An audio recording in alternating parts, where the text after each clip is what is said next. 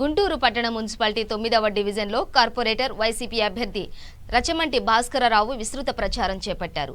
ప్రతి ఇంటికి తిరుగుతూ ప్రభుత్వ పథకాలను వివరిస్తూ ఓటు వేసి గెలిపించాలని కోరారు. స్థానిక సమస్యలను అడిగి తెలుసుకుంటూ పరిష్కారానికి కృషి చేస్తామని హామీ ఇస్తున్నారు.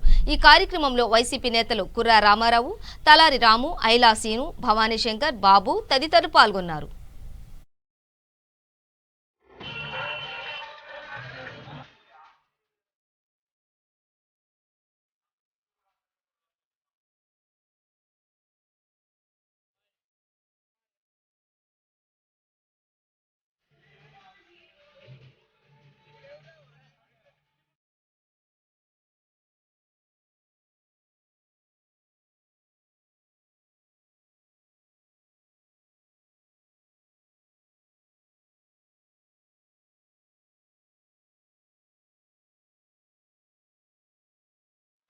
గడప గడపకు వెళ్తుంటే ప్రజల నుంచి అపూర్వమైన సందర్భం వస్తుంది.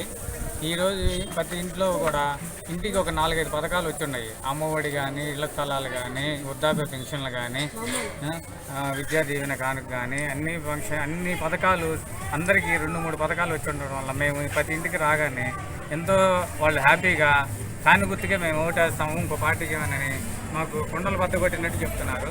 ఈ వాటిలో ఉన్న సమస్యలు రోడ్లు, అండర్ గ్రౌండ్ డ్రైనేజ్ ఒకటి, కొన్ని రోడ్లు ఏంటంటే వాటర్ వస్తే నిలబడి ఇవన్నీ 12 ఏళ్ల నుంచి కార్పొరేషన్ లేదు కాబట్టి ఈ రేపు జరగబోవు 10వ తారీఖు ఎలక్షన్లో నేను గెలిచినాక ఇవన్నీ డెవలప్ చేస్తానని మీ సభాపూర్వకంగా హామీ ఇస్తున్నాను.